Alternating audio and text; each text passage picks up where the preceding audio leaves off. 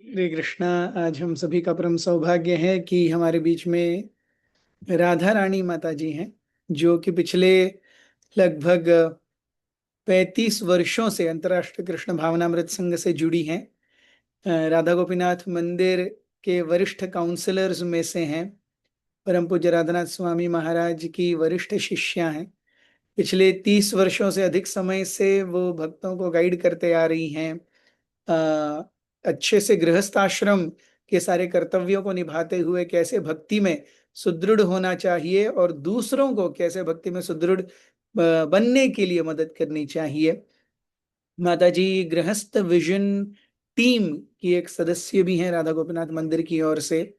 हमारा परम सौभाग्य है कि आज हमें उनके मुखारविंद से इस पुरुषोत्तम अधिक मास में कुछ श्रवण करने का मौका मिलेगा।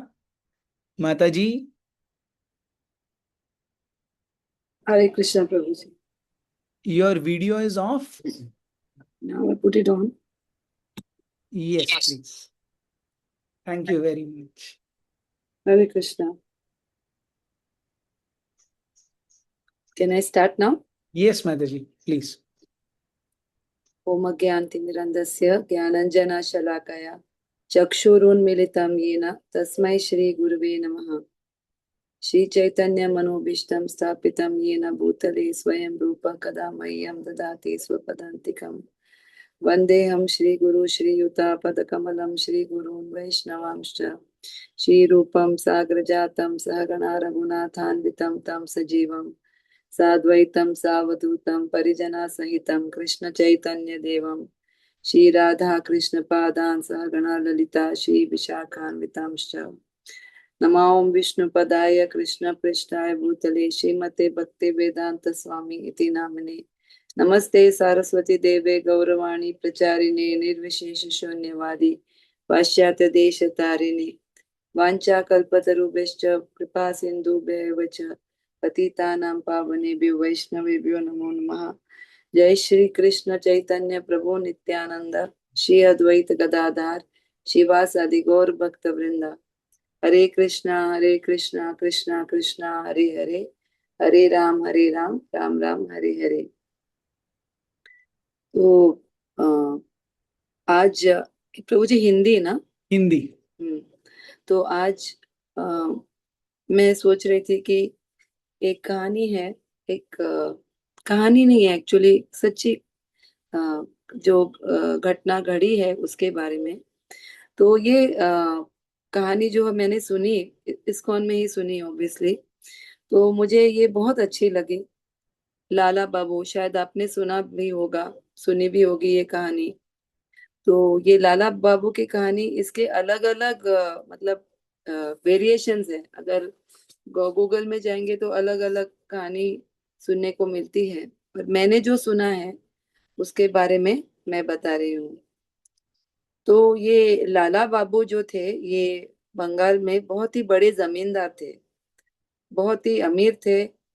उनके पास बहुत जमींदार मतलब जमीन बहुत थी उनके पास, धन भी बहुत था। पर वो बहुत आध्यात्मिक इसमें भी बहुत इंटरेस्ट रखते थे और भगवान में बहुत श्रद्धा थी उनको। भगवान के भक्त थे, कृष्ण के भक्त थे। तो एक बार वो चल रहे थे, ऐसे नदी के तट पे या कहीं पे चल रहे थे, और उन्होंने देखा कि कुछ औरतें एक दूसरे के साथ बात कर रहे थे। कोई पानी भर रहा था हंडे में और कोई कुछ और कर रहा था। और उन्होंने देखा कि ये औरतें बात कर रही हैं और सूर्यास्त का समय हो गया था ऑलमोस्ट। तो तभी जो उसमें उन महिलाओं में से जो एक महिला थी जो वरिष्ठ थी, उन्होंने अन्य जो महिलाएं थी उनको कहा कि मतलब, क्योंकि वो चबलर जैसे महिलाएं साथ में मिलती हैं तो बात करने शुरू कर देते हैं और वो बातें जल्दी खत्म भी नहीं होती। हम भी मंदिर में मिलते हैं तो मंदिर से लेकर मंदिर के गेट तक कोई ना कोई मिलता है और हम बातें करते रहते हैं। फिर हमारे पति आते हैं और कहते चलो निकलते हैं। तो वहां पे स्त्री बात कर रहे थे। तो वो महिला जो वरिष्ठ थी, उन्होंने ये कहा कि देखो अभी सूर्यास्त होने आया है, देर हो रही है, अभी ये सब छोड़ो, चलो जाते हैं घर पे। तो वो औरतें चली गई। अभी जो भगवान का भक्त है ना, वो हर एक परिस्थिति में ये देखना चाहता है या समझना चाहता है कि इस परिस्थिति में भगवान मुझे क्या बताना चाहते हैं, भगवान मुझसे क्या चाहते हैं। तो उनके मन में ये बात आई कि अभी मेरी उम्र हो गई है और मैं बूढ़ा होते जा रहा हूँ, और मैं अभी तक मेरे काम काज में, ये जमीन, ये जायदाद, पैसा, इसी में मैं अटका हुआ हूँ। शायद भगवान मुझे यहाँ से ये संदेश दे रहे हैं कि अभी अभी समय खत्म हो गया, अभी सूर्यास्त होने को आया। तो अभी जो है, मुझे ये सब छोड़ के मुझे भगवान का आश्रय लेना चाहिए, मुझे भगवान की सेवा करनी चाहिए। तो उसी समय उन्होंने ये निर्णय लिया कि मुझे अभी वृंदावन जाके वहां पे सेवा करनी चाहिए। तो उन्होंने अपनी यह वाक्य भूतकाल पास्ट टेंस में है। अपनी सेवा, अपनी मतलब सॉरी, सेवा नहीं, अपनी जमीन, जो भी लैंड था, जो भी है, वो सब बेच दिया। और उसके बाद में उन्होंने सभी जो धन उनको मिल गया था, परिवार के लोगों को वगैरह सेटल करके, फिर वो गए वहां पे वृंदावन। और वृंदावन में उन्होंने एक साधु का आश्रय लिया। और और जब वो आश्रय लिया, मतलब वो पूर्ण रूप से, मतलब जो भी गुरु बताते थे वो करते थे। और उनकी बहुत ही तीव्र इच्छा थी कि उनको जो उसी गुरु से उनको दीक्षा मिले। तो वो बार बार उनके पास जाके उनको हमें ये कहते थे कि मुझे आपसे दीक्षा लेनी है, मुझे आपका आश्रय लेना है। तो गुरु कहते थे कि रुको, थोड़ा समय है, और आप अपनी साधना करते रहिए, जो भी करते रहिए। तो इनकी एक सेवा थी कि वो आ, हर दिन वो 4-5 घरों में जाकर अ, जो ये मांगते हैं ना, मधुकारी करते हैं, तो वो मधुकारी करते थे। एक एक घर में जाकर वो भिक्षा मांगते थे। अभी एक व्यक्ति जो जमींदार थे, जिनके पास इतना धन था, अभी वो जो है वो भीख मांग रहे हर एक घर में। तो वहां पे एक 4-5 घर थे नजदीक। तो वो 5 में से 4 घरों में जाते थे, और एक घर में कभी नहीं जाते थे। क्यों? क्योंकि जब वो गांव में रहते थे, तो वहां पे और एक जमींदार भी थे। और इन दोनों के बीच में, मतलब लाला बाबू और उस जमींदार के बीच में दुश्मनी जैसे हो गई थी, कंपटीशन था दोनों का। तो इसीलिए वो उनसे बात नहीं करते थे, एक दूसरे से बात नहीं करते थे। और मतलब एक दूसरे के प्रति उनकी थोड़ी घृणा भी थी। तो वो जमींदार जो थे, वो भी वृंदावन में आके रहे थे, पर उन्होंने कोई संत, साधु संत के साथ कनेक्शन नहीं किया था। और वो अच्छे से आराम से ऐश्वर्य में रह रहे थे। बहुत ही बड़ा घर था उनका, और बहुत अच्छे से सब किया था, बहुत उनके पास धन था। और लाला बाबू के पास कुछ नहीं था। लाला बाबू उनके पास नहीं जाते थे, क्योंकि मन में वो था, मैं ये, कि थोड़ा क्रोध उनके प्रति, थोड़े जो भी है वो था।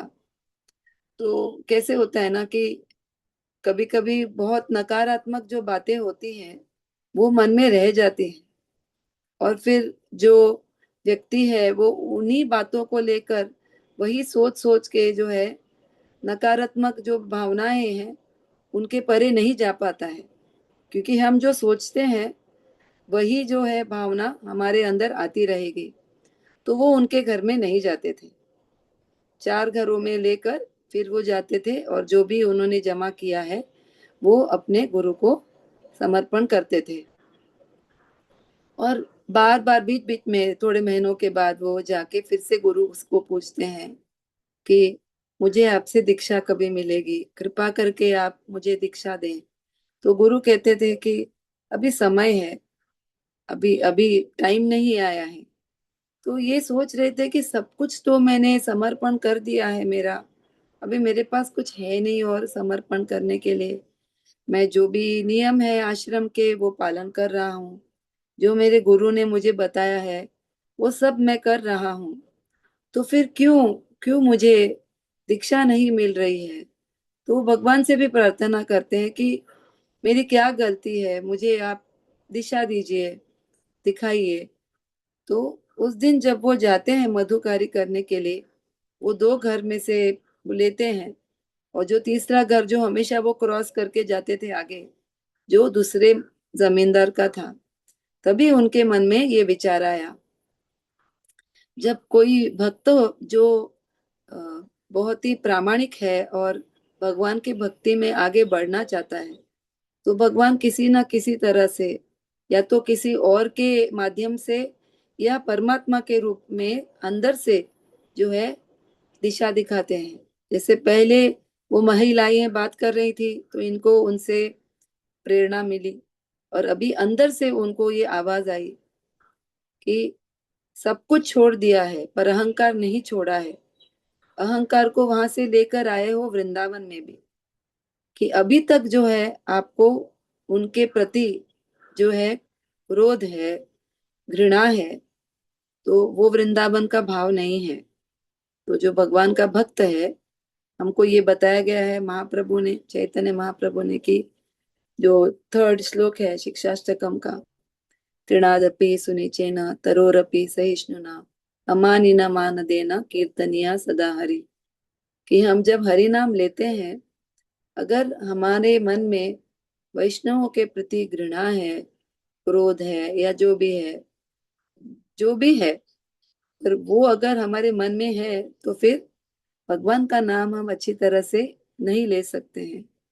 पर जो ये फॉलो करते हैं, तृणादपि सुनिचेन तरोरपि सहिष्णुना अमानिन मान देना कीर्तनिया सदा हरि, तो जो वो फॉलो कर रहे हैं, फिर वो कीर्तनिया सदा हरि, वो भगवान का नाम अच्छे अच्छी तरह से ले सकते हैं, अच्छी भावना से वो ले सकते हैं। तो तभी उनके मन में आया कि मैं वृंदावन आया हूँ, पर मैंने अभी तक जो गांव में जो मन में जो था, जो बुरे नकारात्मक विचार थे इस जमींदार के बारे में, वो मैंने छोड़े नहीं, उनको लेकर आया हूँ यही। क्या यही कारण हो सकता है कि मुझे दीक्षा नहीं मिल रही है, मुझे आश्रय नहीं मिल रहा है मेरे गुरु का?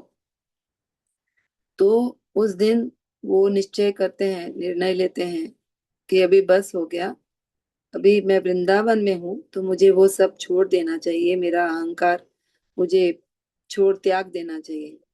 तो उनके दरवाजे पे ठक ठक करते हैं, और वो जो जमींदार का जो सर्वेंट है वो दरवाजा खोलता है, और वो जब इनको देखते हैं लाला बाबू को, वो भी भगवे वस्त्र में, बाल सब निकाल दिए हैं, और वो ऐसे अपना अपनी झोली लेके ऐसे भीख मांग रहे हैं कि भिक्षा दे, कि मुझे भिक्षा दे दो। तो वो शौक हो जाते हैं, क्योंकि वो पहचानते हैं ना लाला बाबू को कि ये तो बहुत ही धनवान व्यक्ति थे। तो वो अंदर जाते हैं और अपने जो मालिक हैं, जो जमींदार थे, उनको वो कहते हैं कि आप आइए दरवाजे पे। तो क्या हुआ? बोले लाला बाबू आए हैं। तो जमींदार को शौक बैठता है कि लाला बाबू मेरे घर क्यों आएंगे? पर वो जाते हैं दरवाजे के पास, और जब वो इनको देखते हैं इस मतलब इस हालत में, तो उनको, और फिर लाला बाबू उनको ऐसे से उनसे भी भिक्षा मांगते हैं कि भिक्षा दे मुझे, मधुकारी कर रहा हूं मैं, मुझे कुछ भी आपको जो देना है आप दे सकते हैं। तो उसको देखकर ये जमींदार की आंखों में आंसू आ जाते हैं। तो वो जमींदार कहते हैं कि आपको क्या भिक्षा चाहिए? तो वो कहते हैं कि आपको जो देना है आप दे सकते हैं, पर मैं आपसे क्षमा मांगने आया हूँ, मैं आपसे मैत्री मांगने आया हूँ, क्या मुझे वो मिल सकता है? तो वो जमींदार रोने लगता है, वो रो जाके इन लाला बाबू को आलिंगन कर लेता है, और फिर दोनों रोते हैं। तो उस रोने में, उन आंसुओं के साथ, वो अहंकार, वो जो क्रोध, जो संघर्ष के यादें, वो सब बह जाते हैं। और फिर जो है ये लाला बाबू वापस चले जाते हैं आश्रम में, और उस दिन उनको बहुत हल्का लगता है, क्योंकि कभी कभी हम जो है ये रिश्तों में जो कड़वापन आ गया है, उसको हम उस बोझ को हम उठा के काफी समय तक चलते हैं। पर जब क्षमा करते हैं, एक्चुअली हम क्षमा करने वाले कौन है? हम हम क्षमा के लायक भी नहीं होते कभी कभी, तो हम कौन है क्षमा करने वाले? हमको बस वो जो नकारात्मक भावनाएं हैं उनको छोड़ देना है, उनको रिलीज कर देना है, तो वो जाते हैं। और ऐसे कहानी में ऐसे बताया जाता है कि अगले दिन उनके गुरु ने उनको बुलाया और उनसे कहा कि अभी आप तैयारी करो, आज मैं आपको अ, दीक्षा दूंगा।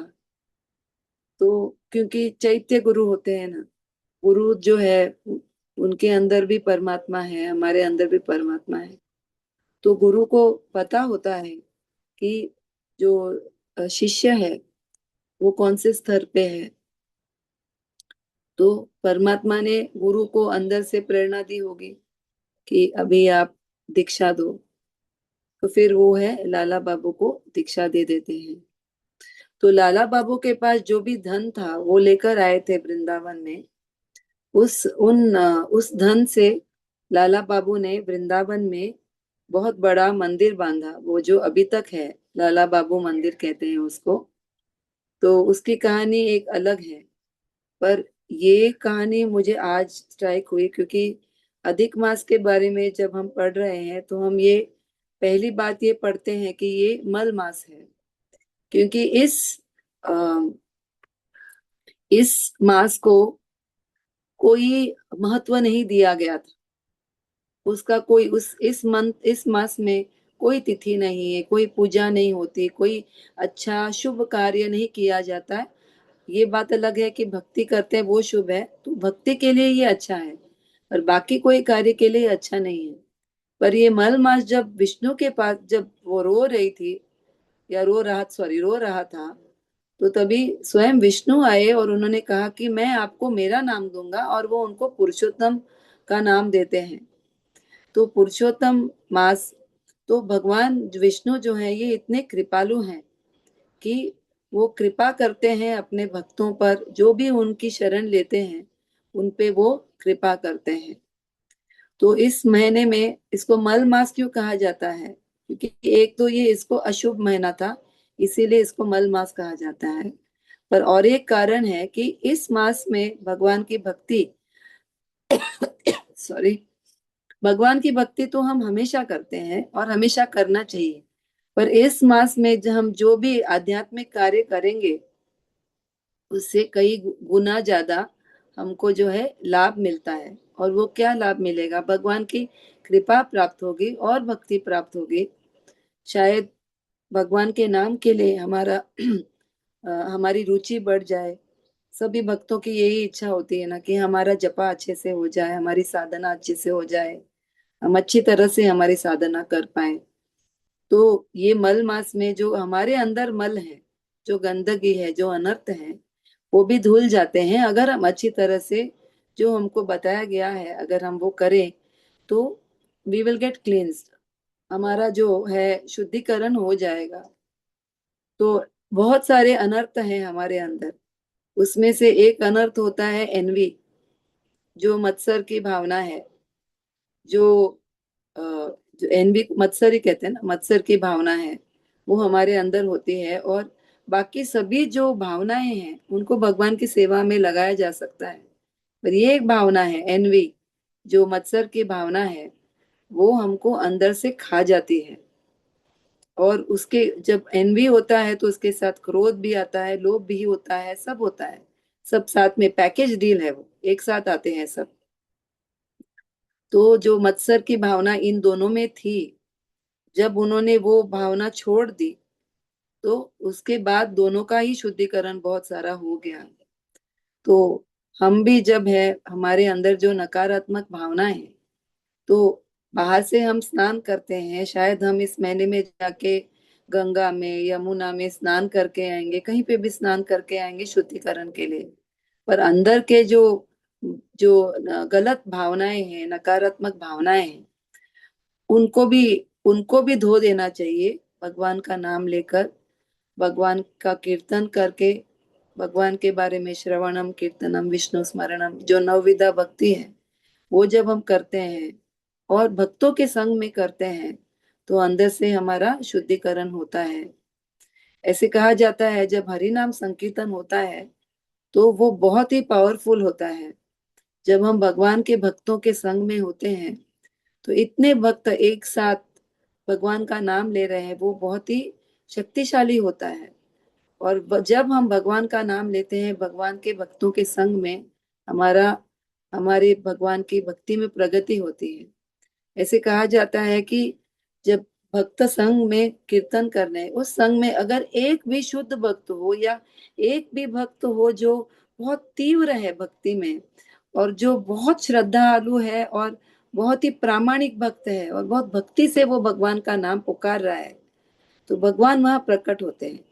वैसे मंदिर में भगवान तो है ही, बस उस इस कीर्तन में प्रकट होते हैं। जैसे नरोत्तम दास ठाकुर ने जब पहली बार गौर पूर्णिमा फेस्टिवल किया था तो तब भगवान स्वयं पंच तत्व और उनके सभी पार्षद जो है वहां प्रकट हुए थे। तो जब भगवान वहां प्रकट होते हैं तो वहां जो भी है सबको लाभ होता है। तो हम शुद्ध हो ना हो, फिर भी क्योंकि हम भक्तों के साथ में हैं तो उनके वजह से हम सबको लाभ होता है। इसीलिए हमको श्रील प्रभुपाद के प्रति बहुत कृतज्ञ होना चाहिए, महाप्रभु के प्रति बहुत कृतज्ञ होना चाहिए, सभी आचार्यों के प्रति, स्टार्टिंग फ्रॉम भक्ति विनोद ठाकुर, माधवेंद्र पुरी से लेकर आगे, और फिर भक्ति विनोद ठाकुर, फिर गौर किशोर जगन्नाथ दास बाबा जी महाराज, गौर किशोर दास बाबा जी महाराज, भक्ति सिद्धांत सरस्वती ठाकुर, श्रील प्रभुपाद, और अभी हमारे जो गुरुजन है, हमारे जो गुरु भाई गुरु बहन है, सबके सबसे हमको प्रेरणा मिलती है आगे बढ़ने के लिए, और उनके संग से हमको भगवान की कृपा भी प्राप्त होते हैं। तो हम श्रील प्रभुपाद के प्रति बहुत कृतज्ञता व्यक्त करते हैं कि उन्होंने एक ऐसे घर बांधा है जिसमें हम सब रहकर भगवान की भक्ति कर सकते हैं आनंद से। हरे कृष्णा। धन्यवाद। वांछा कल्पतरुभ्यश्च कृपा सिन्धुभ्येव च पतितानां पावनेभ्यो वैष्णवेभ्यो नमो नमः। अनंत कोटि वैष्णव वृंद की जय। बहुत बहुत धन्यवाद माता जी, इतने सुंदर रूप से लाला बाबू की कथा बताने के लिए। और उसका जो मर्म है कि हम साधना भक्ति करें तो भी अपने अहंकार को छोड़ करके वैष्णवों के साथ में अच्छे संबंध में नहीं आते, तब तक एक्चुअली गुरु की और कृष्ण की कृपा नहीं मिलती। वो भी एक बहुत महत्वपूर्ण अंग है भक्ति का। इस सुंदर शिक्षा को देने के लिए बहुत बहुत धन्यवाद।